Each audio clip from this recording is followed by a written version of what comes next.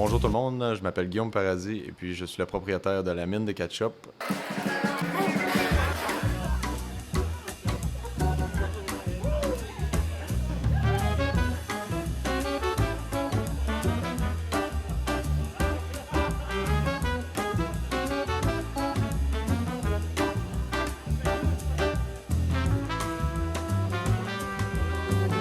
Communément appelé Monsieur Ketchup. Dans le fond, il manque pas grand-chose, il manque des connaissances, que finalement, ça devient des amis. Ce produit-là a vraiment été conçu pour la sauce à pizza. Dans le temps des fêtes, ils font un duo avec ça. Fait que ça peut aller sur tout ce qui est gratiné, pizza, lasagne.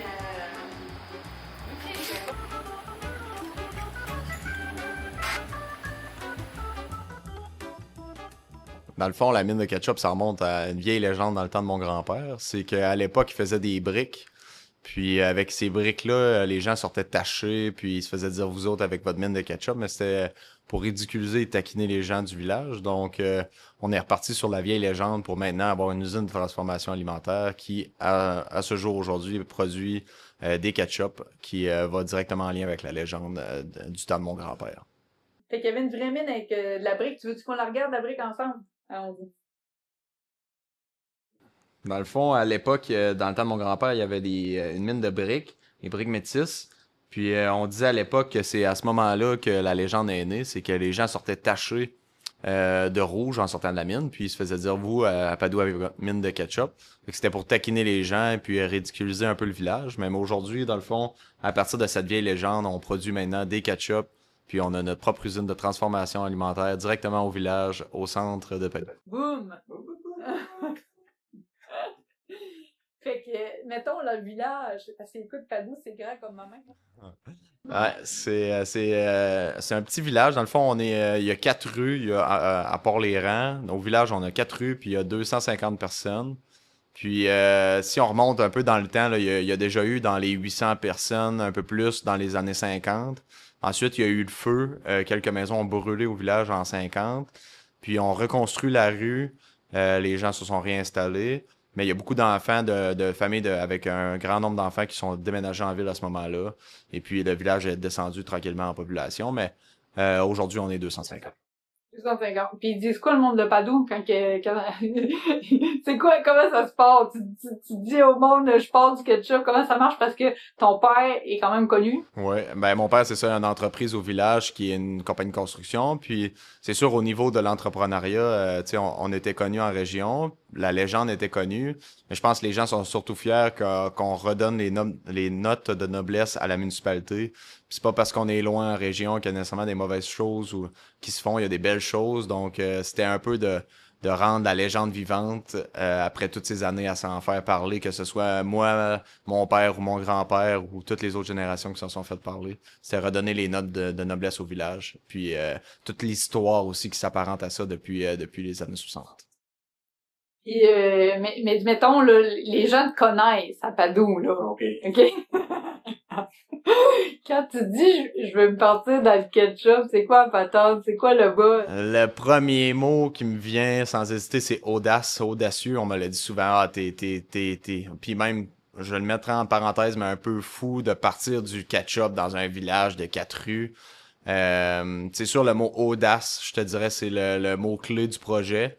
Puis les valeurs, dans le fond, pourquoi? Ben, c'est qu'on voulait s'installer à Padoue, créer de l'emploi, redynamiser notre milieu, puis créer des richesses qui ne sont pas juste des légendes, mais qui sont vraies. Donc, la richesse du terroir, ben là, on la cuisine, puis on la fait voyager à travers le Québec. Ça a bien du sens. Fait que dans le fond, le monde de ta génération, ils t'ont juste dit comme go, t'es bon, ils t'ont encouragé. Ouais, mais même, je te dirais, la génération de mes grands-parents, en descendant jusqu'à mes parents, c'est la génération qui l'ont plus vécu. Nous, c'était pour nous taquiner, mais c'était moins pire que dans les années 80-90. Je pense que c'était plus taquiner fort dans ces années-là. Donc, ces gens-là étaient vraiment fiers de voir maintenant que c'était un peu l'envers de la médaille. On retournait la situation de bord. Puis là, c'était Padoue qui gagnait de toutes ces années-là à avoir souffert. Là, c'était Padoue qui se mettait à gagner de cette légende-là qui avait été partagée au fil des années là, précédentes. Ouais, dans le fond, quand mon père était jeune ici, c'était l'âge d'or. Fait que, il y a eu plein de réunions de famille que je pense à l'anniversaire de ma grand-mère, que je mettais des chips dans le gâteau. Là. J'ai plein de beaux souvenirs ici. Ensuite, mon père a acheté l'endroit pour faire sa shop pour sa compagnie de construction. Donc, il y avait plein de machines pour faire des meubles et tout ça. Fait que quand j'étais adolescent, ou même un peu plus vieux, j'ai fabriqué mes meubles pour mes premiers apparts ici. Ma voiture rentrait. À l'époque, moi, on rentrait ma voiture, on faisait des meubles, je travaillais beaucoup dedans. Puis quand que je suis parti pour les études à Montréal, quand j'ai décidé de revenir avec la pandémie, j'ai décidé de m'installer dans le même local, pour les souvenirs, pour l'efficacité, mais aussi pour redonner à son village un commerce qu'il y avait eu ici à l'époque. Donc c'est ça, c'était un peu tout est dans tout. Fait que je voulais m'installer ici. Fait qu'avec mon père, on a déménagé ses outils puis toutes les choses pour faire les meubles. Puis on a reconstruit à partir de ce moment-là pour donner l'usine de transformation alimentaire. Donc sur un terrain familial, oui, mais aussi sur un terrain qui a eu beaucoup d'histoires avec plein d'autres familles dans le village, comme c'était la salle communautaire puis l'Orge d'Or ici. Fait qu'on est dans un lieu genre loisir, c'est ça, ça a toujours été commercial. Exactement. Toujours été commercial, toujours été un lieu de rassemblement aussi pour les gens. Que ce soit par l'âge d'or pour se rencontrer, que ce soit par les meubles pour faire voyager nos meubles, réparer, réutilisation. Donc ça a toujours été un lieu de rencontre. Puis c'était un peu ça aujourd'hui encore à ce jour avec la mine de ketchup. Les gens viennent, oui, à la boutique sur place, mais aussi sont curieux de venir voir qu'est-ce qui se passe à Padoue maintenant. Fait que ça apporte beaucoup le côté touristique à mon village qui n'avait pas. Puis aussi, ben, tout le petit côté positif de voyager à travers les gens, puis de faire voyager le village à travers la légende, à travers du nom de la mine de ketchup, mais aussi à travers ces produits que tu peux goûter dans ton frigidaire, même si t'es pas nécessairement de Padoue. Puis justement, le monde de Padoue, mettons comme l'encouragement à l'heure actuelle, là, parce en tout cas, on a filmé des images, puis on voit que le monde t'en... Oui, je suis vraiment, vraiment bien entouré.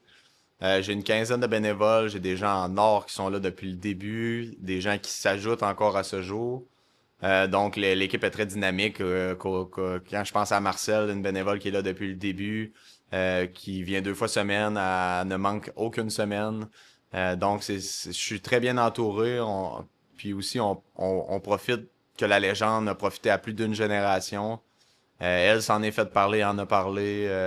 Quand je pense à mes oncles qui sont retraités maintenant, qui sont venus m'aider la semaine passée, ben même chose pour eux, ils s'en sont fait parler. Fait que là, c'est comme c'est ça, c'est un peu l'envers de la médaille de oui, avant ça existait pas, on s'en faisait parler, maintenant on y participe, puis on participe à la grandeur du projet, là. Donc c'est vraiment intéressant.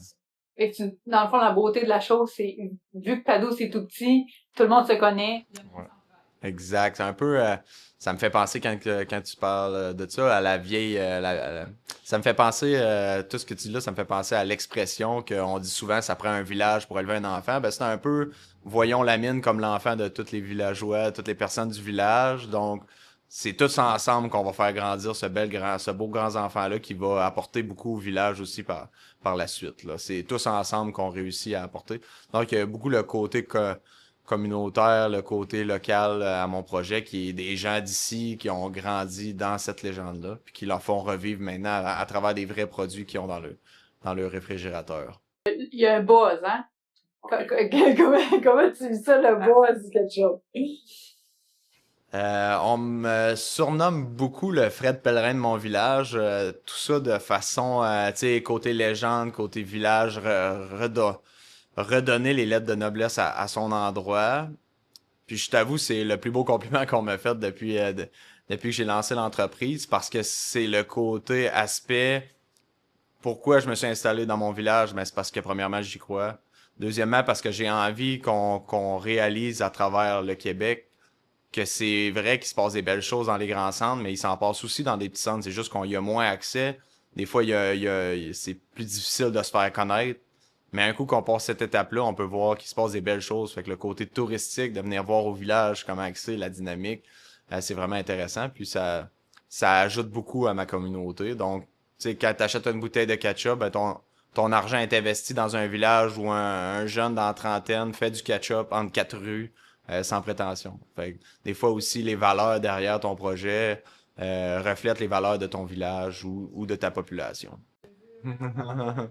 Là, j'essaie beaucoup de redonner au village un peu ce qui revient à César, on redonne à César. L'idée est partie du village, a été bâtie à travers des années par tous les gens du village qui s'en sont fait parler, qui n'ont parlé. Donc, c'est grâce à tous ces beaux gens-là qu'aujourd'hui la mine de ketchup existe pour vrai. Je ne suis qu'un comment on appelle ça? Porte-message. Je ne suis qu'un simple messager. Très, très bon, très, très bon. Mais ça vient pas, ce message-là vient avec d'autres messages qui sont les défis d'entrepreneurs. Oh oui. Fait que les hauts, les bas d'entreprise, tu sais, mettons, comment ça se passe à l'heure actuelle pour toi? T'es rendu dans quelle étape, là? Ça se passe super bien. Au niveau de la production, je ne fournis pas la demande, ce qui est un beau problème. Tout ce qui est fait par semaine est déjà soit vendu ou va être vendu dans la semaine. Donc, au niveau de la production, mon prochain défi est d'augmenter ma production pour répondre à la demande qui est grandissante, bien entendu. Fait que des beaux défis au niveau de la production. Aussi de l'expansion de l'entreprise aussi. Je te dirais que c'est quand même un bon défi que je n'avais pas vu venir. Une expansion rapide dit défi aussi. Donc, mais des beaux défis. Comme on dit souvent, des beaux problèmes, c'est des problèmes pour lesquels je me suis embarqué en entrepreneuriat. C'est les petits défis du quotidien. C'est tout ça. Donc, je trouve que là, en ce moment, je suis sur mon prime. Je suis au bon moment, aux bons endroits. C'est ça, aussi absurde que faire du cash-up peut être je fais ce que j'aime dans la vie. Puis dans le fond, moi je suis témoin que le bâtiment il est comme tu sais, il y a des phases de construction. Peux-tu me parler, mettons, côté touristique, tu sais, le monde capote justement sur ton ketchup, on fait quoi avec ça? Comment tu veux gérer ça? Effectivement, là en ce moment, on est en train de terminer les constructions de l'usine. C'est sûr, on parle que l'extérieur, le look, mais je veux aussi ajouter une boutique dépanneur pour donner un point de service aussi aux citoyens, mais que les gens puissent se déplacer puis venir visiter l'usine tout en achetant dans la boutique de produits locaux, puis pour repartir ensuite. Fait que de faire visiter mon village, découvrir mes produits, tout ça directement sur place avec la vue de Padoue, l'odeur du ketchup qui cuit pendant la journée, directement rencontrer Monsieur Ketchup puis de discuter avec lui.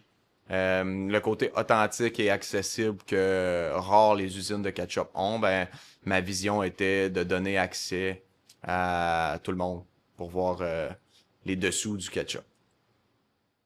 Fait que dans le fond, moi je suis en train d'écouter cette émission-là, ça veut-tu dire que je peux considérer que je te Google puis je m'en viens à mine de ketchup? Oui, absolument. Au moment que tu écoutes cette vidéo-là, tu peux googler mine de ketchup, tu vas tomber directement dans un carré entre quatre rues.